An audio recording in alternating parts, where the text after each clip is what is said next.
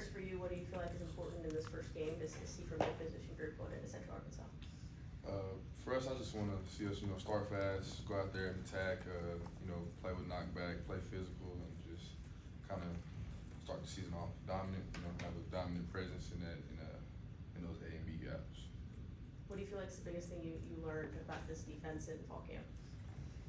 Man, we have a bunch of talented players, so it's like, we got a lot of, I like to call them spark plugs, so like those are guys that at any moment could, make something big happen, at all three levels, the front seven is great, our back end guys are also great, so it's just, we got a bunch of spark plugs, like, it's hard to tell who's gonna make a play just because everybody's so capable of doing so. So I'm excited to see everything we practiced throughout the spring camp, kind of translate over to the field or to the game. What have you seen out of Marquise Gracial this offseason? Man, Marquise has been locked in and focused, and we work together a lot, and he's taking some huge steps since last season. He's probably been probably one of the most improved players on his team. Yeah, I've been super impressed with Marquise. Connor said something the other day, like he can kind of see, like playing him in practice, he can see the game slowing down for Marquise. Is that something you would agree with? Yeah, I would have to agree with that. Just from talking and being, on the field together, like, he'll call stuff out. He sees the game. His knowledge of the just game stuff has grown, and I think his development from like I said, the end of last season, like just how he's changed his body and everything that we've done has been, phenomenal. Chris, Coach Drinkwitz was just in here and he said he wanted to see you all on the defensive line generate pressure without having to do anything too exotic in terms of rushing. Is that a desire you share, not just for week one, but the whole season as well? Of course, we want to go out there and be able to use our natural abilities to just, dominate the opponent. So that's a big thing for us. Is always one of our goals with the D ends and D tackles is to confuse, harass, and hit the quarterback. So, being able to go out there and kind of just rush the passer without having to do a bunch of fancy twist games or anything like that is going to be it's really fun for us this year. Chris, how important is an early non-conference game like this for young guys that are looking to earn roles or just show what they have, and what piece of advice would you offer to them? For me, I would just say it's important just, so they can see that the work that they've done for, the guys that have been here since January, translate to the field so they can get a feel for the game. And I would say for the young guys, man, you just have to trust your training, and know that the coaches have prepared us for the moments that, we will be in those games, the highs and the lows, no matter who we play. So that's what I would say.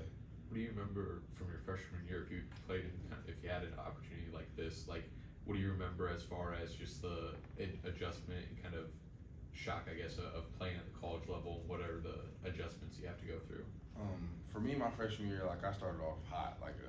As you know, I was at the University of Florida, and we played Utah for our first game, and it was like a highly ranked opponent. So I kind of was thrown in the fire and had to just, deal with it. But I would say the biggest thing is just, keep yourself calm, stay grounded, and you gotta have to learn to adjust to the speed of the game. But as soon as you can overcome that, it's just football. The game most people have been playing for, their whole life. So that's my thing, is just trying to, calm down and like I said, trust your training and just slow the game down as much as you can. Considering who's coming here, week 2, do you feel like there's just any natural difficulties for anybody just kind of keeping their focus on UCA and not looking at week 2? No, not really. That's our mindset. We want to, go 1-0 each week, 1-0 every day. So it's like we have to take it day by day. We can't think about who we have to go against week 2. We got to win week 1 first. So that's our main focus right now, is just beating UCA. Chris, I'm not sure how much you've actually lined up against him in fall camp, but with Curtis Peebler being in line to start at right guard, he's been receiving a lot of compliments from coaches and players this fall camp. How have you seen him grow over these past few weeks that he played against that offensive line? Yeah, no, Big P, man, Curtis, he's definitely gotten much better with his just technique and his steps, and like I said, I feel like the game I've seen for him kind of slow down, he's been able to just pick up on certain things we do on defense better, and just the communication that I hear from that side of the ball when we do line up against each other in good periods in practice. So, and I think he's gotten much much better since the time I've been here.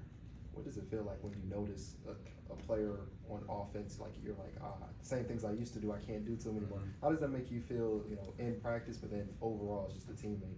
Right. I mean, for me, I'm a big team guy, so like I always love when I can see guys getting better because at the end of the day, if he gets better, it's just gonna make the team better. So it makes me excited, that we have such good players and then good depth at that as well. So yeah, and then like I said, if the stuff I used to do didn't work, I mean I gotta get better too. So it's it keep that same thing, like iron sharpens iron. So it's exciting for sure.